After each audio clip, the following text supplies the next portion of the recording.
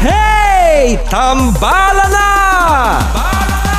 At eto na sila, ang nag-iisang masugid na tagahanga ni Nicole Yala.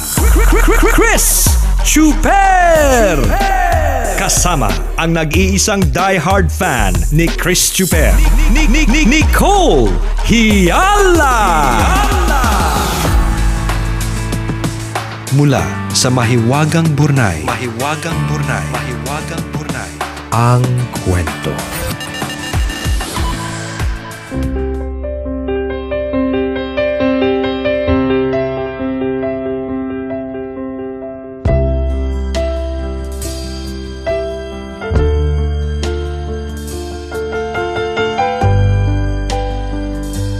Nung college ako, pahirapan ang biyahe mula Bulacan pa Maynila.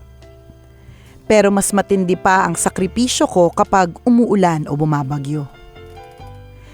Minsan ay naranasan ko ng pumasok na parang basang sisiyo dahil malakas ang ulan sa amin. Lumusong ako sa baha na parang swimming competition sa SEA Games ang drama. Pagdating ko sa school, tirik na tirik ang araw. Kung waterproof lang sana ako, hindi ko mararanasan ang mga ganitong klaseng eksena. Pero sa totoo lang, hindi naman masyadong big deal ito sa akin. Kasi alam kong mas matindi pa ang mga sakripisyong kinakaharap ng mga magulang ko. Dahil sa kahirapan, ako lang ang nakayanang pag-aralin ng mga magulang ko sa kolehiyo sa aming 4 na magkakapatid. Sabi nila, matalino daw ako kaya iginapang talaga nila ang aking pag-aaral. Kumbaga sa sugal, mas may tira daw sila sa akin. At hindi ko naman binigo ang mga expectations nila sa akin. Sinipagan ko at talagang ginalingan para hindi naman masayang ang kanilang paghihirap. Sa school, ako lang yatang estudyanteng hindi mahilig magpunta sa mall kapag walang klase. Hindi rin kasi kakasya ang allowance ko dahil kapag nalaglagan ako ng piso, tiyak na hindi na ako makakauwi sa amin. Minsan naalala ko buong klase namin nanood ng sine. Hindi ako nakasama dahil wala talaga akong pera. Magkagayon man hindi ako naiinggit sa mga kaklase ko.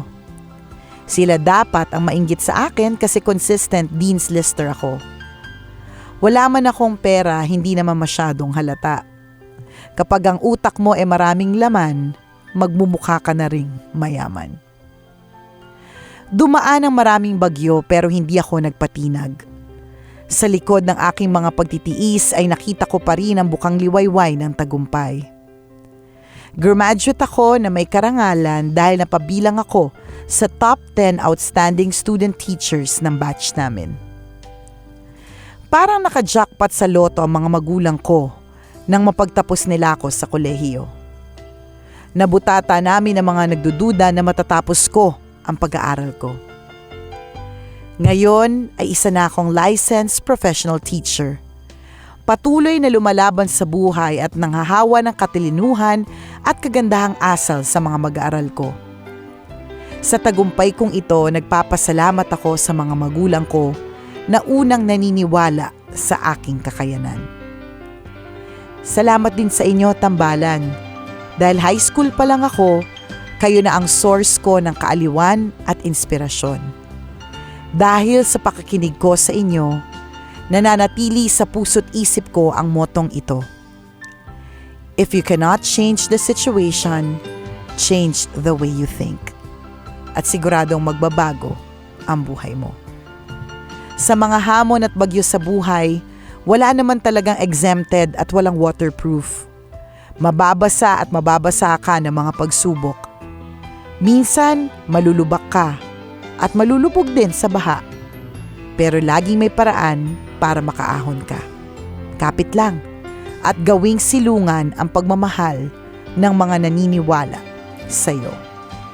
Ako po si John, isang tambalanista, at ito ang aking kwento. Wow naman, aral na aral din ng Tambalan. Nakaka-touch naman yun, John. Always your number one.